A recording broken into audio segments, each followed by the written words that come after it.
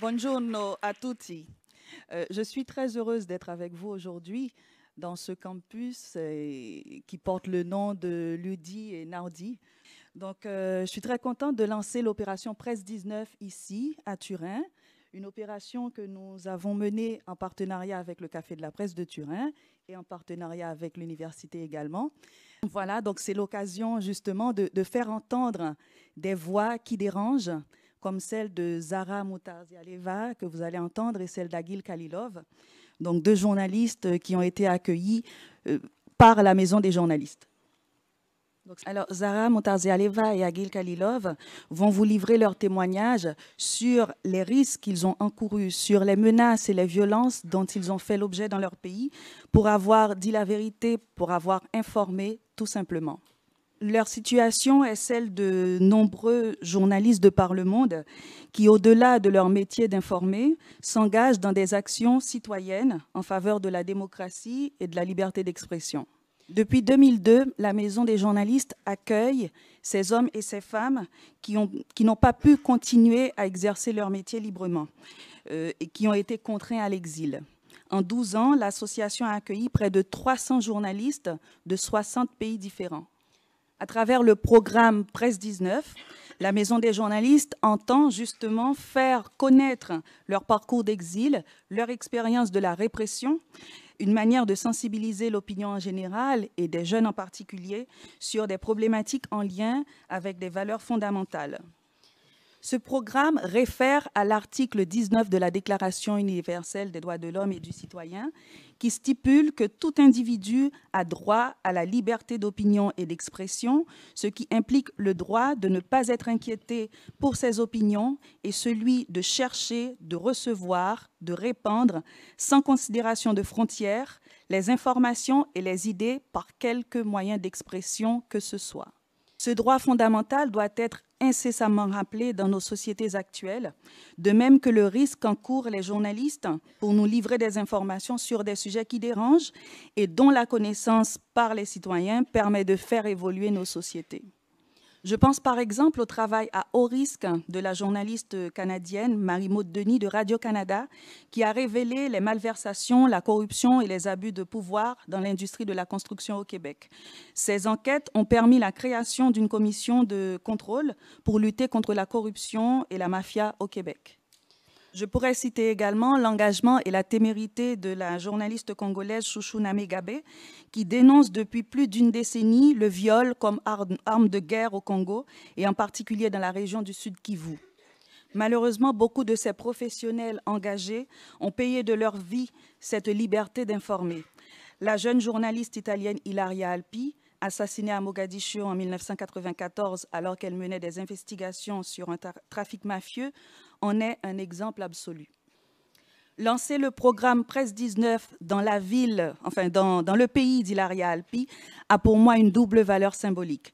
Non parce que la Maison des journalistes a reçu le prix Hilaria Alpi en 2010, mais surtout parce que Hilaria Alpi continue de faire entendre d'autres voix qui dérangent à travers ce qu'elle représente et malgré son triste sort. Je ne terminais pas sans saluer le travail du Café de la Presse de Turin, avec qui on a une belle collaboration. Mais merci Rosita pour ton implication et merci également à toute l'équipe du Café de la Presse de Turin, Christina Sidoni, Elisa Gallo, Federico Ferrero et toutes les personnes qui travaillent à la réalisation de beaux projets que vous menez ici à Turin. J'espère que vous allez vous étendre aussi un peu partout comme nous on le fait à la Maison des journalistes. Je remercie également toute l'équipe de l'Université de Turin, bien évidemment la directrice de l'Institut politique, économique, excusez-moi, je n'ai pas retenu tout l'intitulé, exact. Et aussi, bien entendu, donc Madame Franca Roncarolo et Marinella Belluati, excusez-moi, mon italien n'est pas au point. et toutes les personnes qui ont contribué ici à la réalisation de l'événement dans cet amphithéâtre. Voilà, donc un grand merci aux étudiants qui vont nous entendre, hein, qui se sont mobilisés pour être là, pour participer. Je pense que vous allez poser des questions également, parce que ça c'est important aussi, ces échanges. Alors, j'ai pas fini. Un ultimo pensiero per Lisa Viola Rossi, la mia collaboratrice italiana, responsabile del progetto alla Maison des journalistes, la quale tra l'altro ha agevolato e facilita anche ora questi scambi, poiché al momento le mie competenze in italiano sono molto limitate. Grazie a tutti, grazie mille.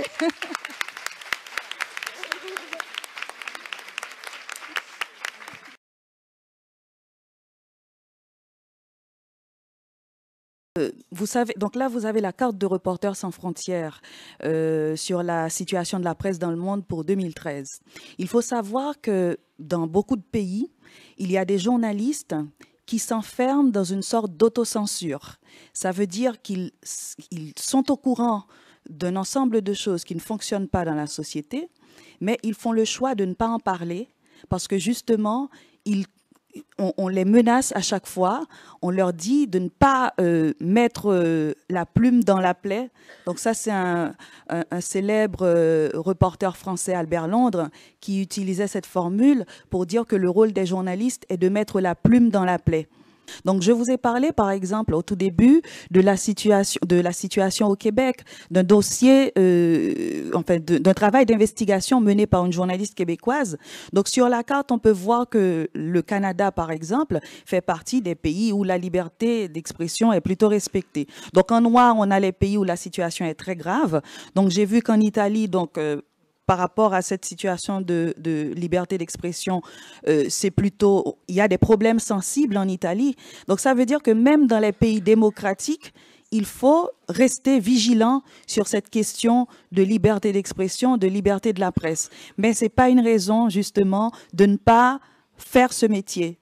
C'est vrai que c'est une forme d'engagement parce qu'il y a beaucoup de risques, mais il faut quand même y aller. Donc il ne faut pas, voilà, rester sur cette base d'autocensure pour ne pas faire ce travail.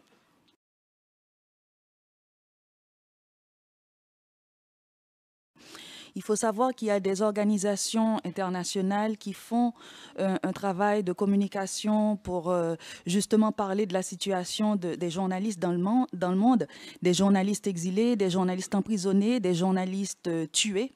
Donc, par exemple, il y a Reporters sans frontières qui fait ce travail. Il y a d'autres organisations également comme le CPJ, le Comité de protection des journalistes. Plus concrètement, ces organisations, par exemple, aident les journalistes à assurer leur sécurité sur Internet, parce que Aguil, par exemple, il a parlé tout à l'heure de la carte mémoire qu'on voulait prendre, enfin les informations qu'ils avaient, des informations qui étaient compromettantes pour le gouvernement azerbaïdjanais. Donc le fait, par exemple, d'être capable de sécuriser ces données sur Internet, donc ça, c'est une très grande avancée. Donc ces organisations aident les journalistes en ce sens, ou bien par exemple dans des situations de guerre, par exemple là en Syrie, tout le temps les journalistes, ils vont faire leur reportage et ils sont exposés voilà, à cette situation où il y a beaucoup de bombes, ou voilà, c'est une situation de guerre. Donc là aussi, ces organisations aident les journalistes sur le terrain. Donc ça, c'est vraiment des aides concrètes. Mais sinon, ce qui est le plus important, c'est le travail d'information sur la situation des journalistes et le travail de sensibilisation.